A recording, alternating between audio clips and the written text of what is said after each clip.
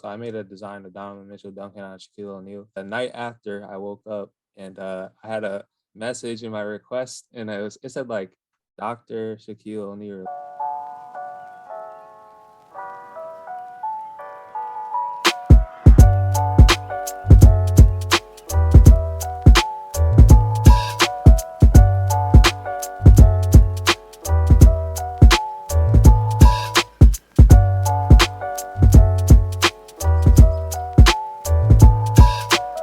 What's going on, everybody? Welcome to season 2 of Sideline Stories. If this is your first time tuning in, welcome. And if you're here from season 1, thank you for your continued support. We're kicking off season 2 with a special guest, Cal So Scoped. Cal, what's going on, man? How you doing today? What's going on? Thank you for hosting me. My name is Calso Scope.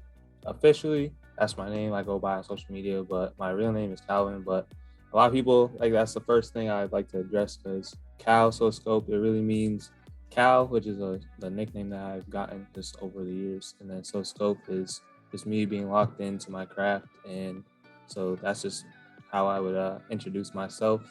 I've been doing graphic design for about 3 years now and just getting into more things such as photography, drawing, all those types of things, just in the digital media aspects, focusing in sports. So it's been a good journey. And yeah, I'm glad to be a part of this podcast. Appreciate it, man. Thank you for coming on. And you said that you're trying to, be as versatile as possible, I'm sure, as an artist in the space. Where did you start out as far as, doing graphic design, and was it something that started as a hobby and then it turned into something more than that? And now you said you're trying to get into photography and potentially videography as well. Can you just talk a little bit about kind of that evolution and that growth journey in the digital space? Yeah, so really my first step in the digital space was I've always been interested in like making content, things like that. But I really started after my sophomore year when I was playing over at Bridgewater State, which I'm still attending. I used to be an athlete there, but so it wasn't working out too well. So I just decided like, what else could I do to like kind of one, get my mind off of like just what I was going through in basketball. Tough, and I grew up always playing basketball and like it wasn't working out. So I started to make like YouTube videos where I would kind of recap highlights of players or highlights of high school players, and just like it started off there. So when you have to make a thumbnail for YouTube, it's like you want to make a good thumbnail, and my thumbnails are really trash. So that's when I started like figuring out, all right, what do I gotta do in Photoshop to make these like designs better for YouTube videos? And it kind of just grew into me wanting to do like designs over YouTube videos, but it's like it all worked together because now I can integrate my Photoshop skills along with the video editing skills that I already have. Right. So yeah, that thumbnail, man, you want it to pop out and you want people who are scrolling to like catch their eye. And Sure. So you've been making graphics now for a few years, and do you have like a favorite edit or a favorite graphic that either blew up or that got you like some recognition and that helped you kind of take the next step in your journey?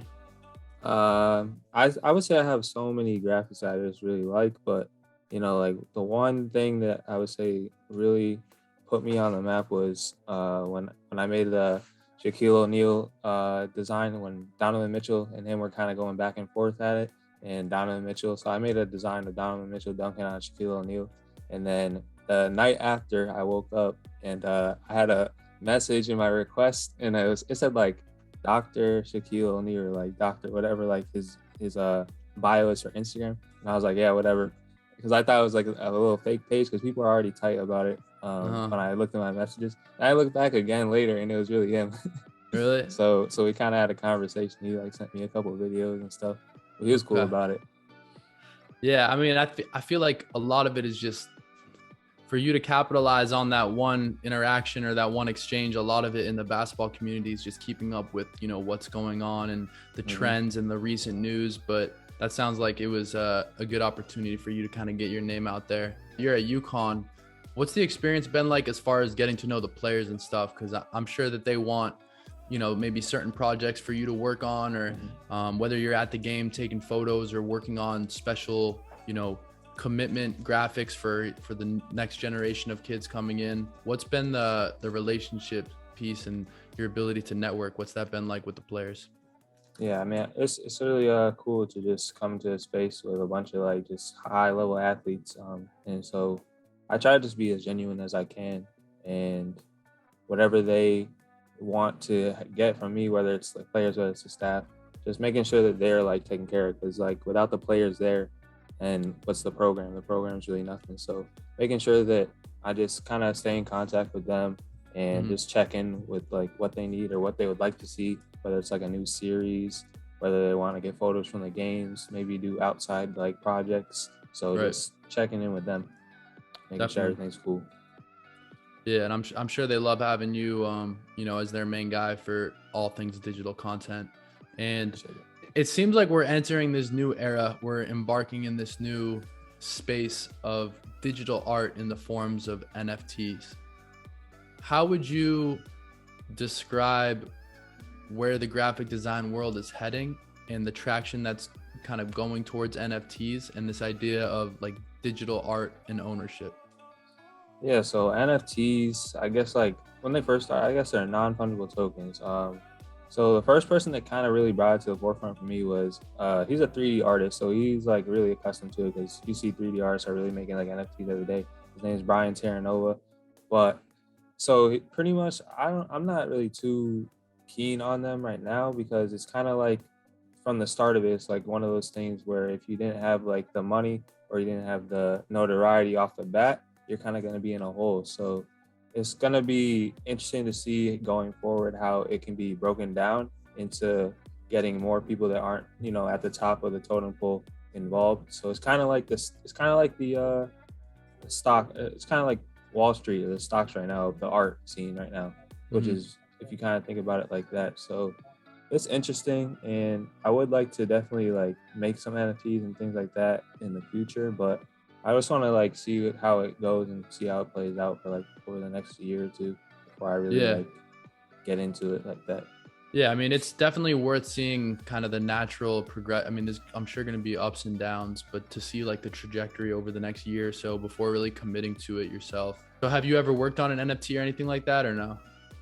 I have not ever worked on them, but like I was saying, the 3D artists I've seen is Brian Terno. He definitely like shows me a lot of his work and stuff like that. It's really interesting. And like an NFT can really like, the crazy part about it is it can really be like anything. Like you could NFT like a picture of your phone, like something like that. So it's a lot of like intricate things that I just don't understand about it yet. You and me both, man. I don't, there's a lot of unknowns, and maybe there's general unknowns, you know, to the people who are crazy about it too, but it seems like a kind of a different language to me. And then what's next for you? Do you think that after you graduate you might return back to UConn or work for another college team, or what do you think is next for you? Yeah, I mean, I just leave what's next up to destiny. So I just like I used to be like trying to get into doors at a specific place and things like that, but it kind of just never really worked out for me, like trying to force it. But I really love the position that I'm in now with UConn men's basketball. So definitely, if the opportunity arises where they wanted to keep me on board, I wouldn't shoot it down because it's a great opportunity. It's a great community. It's like tight knit, and but yeah, just leaving it up to destiny. Whatever happens, like tomorrow you could be somewhere else, or just So I just work every day towards improving my skills, and I let the universe figure out everything else for me. Okay, I definitely feel that, man. One day at a time. You don't want to get too ahead of yourself. Definitely a good attitude to have towards it. And then as we're finishing up, if there's anything else you'd like to add, any shout outs or where people can find you on, major social media platforms, go ahead and plug that right now. All right, well, shout out to some of my boys that are close to me. Yusef, my cousin, Yusef Abdul Ali, head of City of Guards, head of the Bitcoin Classic. He's starting a new wave over there. Shout out to Brian Terranova, man. And, just all the designers that are coming up and everything like that. And you guys can find me at Calsoscope everywhere. YouTube, you can find me on Twitter, Instagram, Patreon. I got that as well if you want to support the creator. Let's go. Man, but yeah, man, that's really it. All right, Cal, appreciate you taking the time today, man. It's been a pleasure talking with you, and nothing but luck going forward. I'm sure you're not going to need it though, because you got guys, definitely go check out his art. We'll have some of it popping up, I'm sure, all over the screen, but support him on his journey. A lot of big things coming ahead. And thank you for taking the time today. Thank you for hosting me, bro.